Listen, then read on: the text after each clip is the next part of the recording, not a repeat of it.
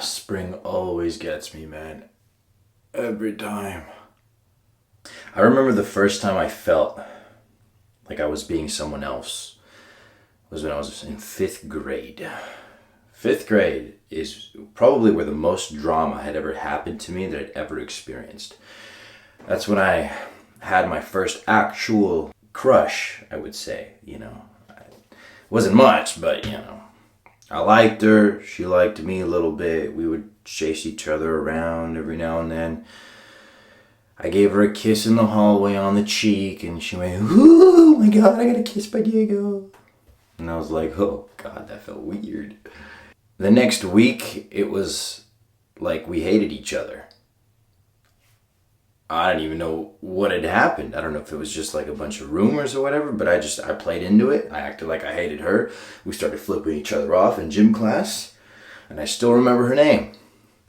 Aaliyah. If you're watching this, what happened? That's when I really started to wear masks that made me not recognize myself. It kind of led to a whole chain reaction of reacting to society versus being myself. I'm 23 years old, and I've asked myself the very question that has stressed out millions of people in their lives. Who am I? Who am I meant to be? Now you got two sides of the equation here. You got the side that is your ego. The side that is worried about how others perceive you. And then you got the other side, which is your authentic self. The side of you that is the happiest just being. Just doing what it knows how to do. Since we're being honest, and that's the whole point of the video here, I'll tell you guys that from a young age, my two biggest insecurities were my legs. I have very long legs, so having skinnier legs than most people definitely fucked with my brain. And also, my actual wits, which kind of segues into intelligence a little bit. The problem is, I'm not a dumb guy, okay? But I have very strong ADHD.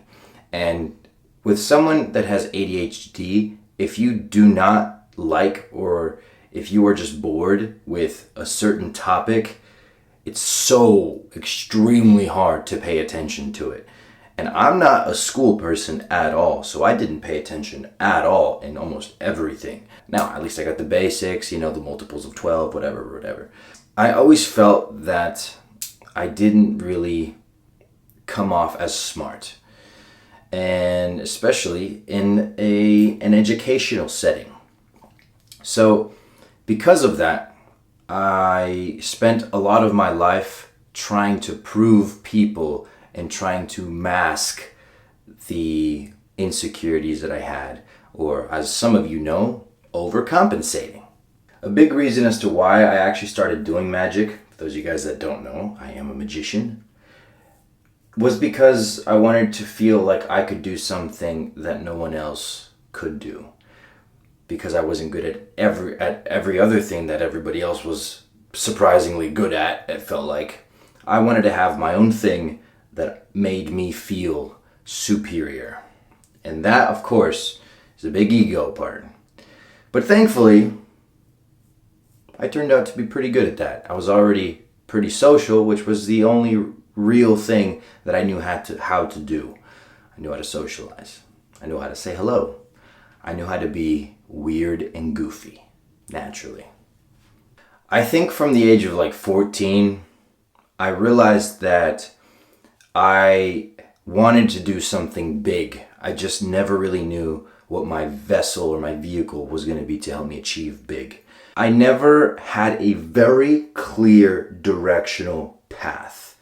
I knew I was good at certain things, but directionally, like where I'm going to put 110% of my focus has always been something that I've struggled with. And a big part of that is because shiny object syndrome. If you want to do everything, you end up doing not much of anything. But let me make something clear. I definitely think it's important to try a bunch of stuff. Because ultimately, you're never going to know what works well for you if you don't try. But the key here is to be brutally honest with yourself as you're going about this journey. It's very easy to try things and to tell yourself that you're naturally good at something when you're clearly not, okay? And it doesn't take a bunch of scientists huddled up in a group to tell you that. It just takes you having done something for a long period of time, having genuinely given good amounts of effort, 100% even, and seeing, okay, is this what I'm naturally the best at? Thankfully, I'm good at everything. I'm just playing. I've been really working on comedy, being more witty, and yes, you can be naturally witty, but a lot of comedians train to pick up on certain things, just to be more environmentally and spatially and culturally aware. And, as a performer, having performed magic for a long time, I can do a lot of that stuff, but my world has been magic for a very long time, that whenever I break out of that and I'm on stage just basically naked, then I feel like I kind of get in my head a little bit and I start filtering. And so I've been working on that a lot. Now, does that mean I'm going to be a comedian in the future? I don't know. Maybe so. I can't tell you that. All I know is that I am actively working on getting my other skills to be up and away. You know what I'm saying? At least enough to satisfy me, in the sense of, I have built this skill up so much, and now let's see what it can produce for me. It's important to actually give it your all and actually try to attain new skills. And that only comes if you get out of your comfort zone, as I very clearly in a banana suit have done.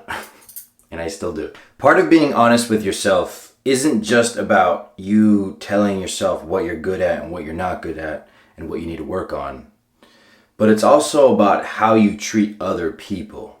Now, oh man, I guess I gotta talk about this. Back in my day, like I'm that old, I would waste a lot of people's time, okay? Specifically women. And I really do not do this anymore. At least for a while now, I have not done that. And a lot of it, of course, is maturity.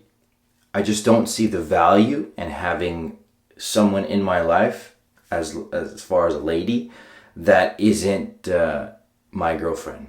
And the reason for that is because when I do have a girlfriend, because I definitely do want to have one in the future, I want to make sure that she knows that she's my only female best friend. And I honestly want that same reciprocation. I don't do guy best friends. Okay? I don't, on her end, for sure.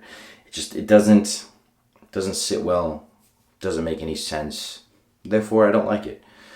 So, I am very honest now when I'm talking to someone, or if someone wants to talk to me, that at the end of the day, this is where my head is at, and I try to treat everyone with respect. And that means that if you see a relationship or you see something that is not fitting, then the most respectful thing you can do is cut. Okay? That's a whole big portion of being honest.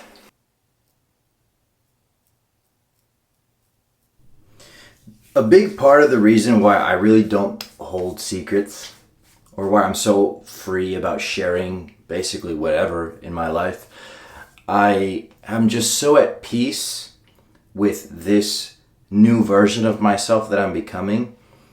And that makes me so happy. It makes me so happy to feel and to think that I've become so authentic with myself that it doesn't matter where I am or who I'm talking to, I'm always just going to be and act as if I am, as my true authentic self. What's more important is the present version of yourself.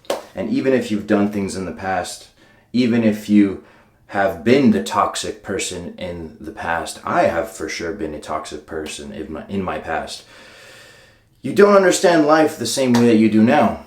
And when you can come to terms with that, and you can put one foot forward and show people that the foot that you're putting forward is you 100% and you're not hiding anything, I think that gives you leverage and it makes you a very strong person as long as you remain true to yourself.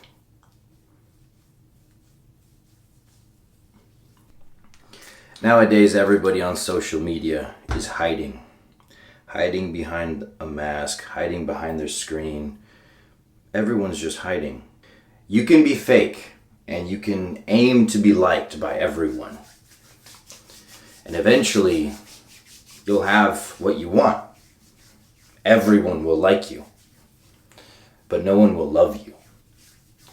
And that's where being yourself is a big advantage, because you can only love someone if you know who they truly are. And that's all I want to be. I want to be loved for being me 100%. Ooh. Coconut. Smell delicious. Stay true. That's not like the outro to some movie, is it? I don't know. I love you. Take it easy, all right? Be safe.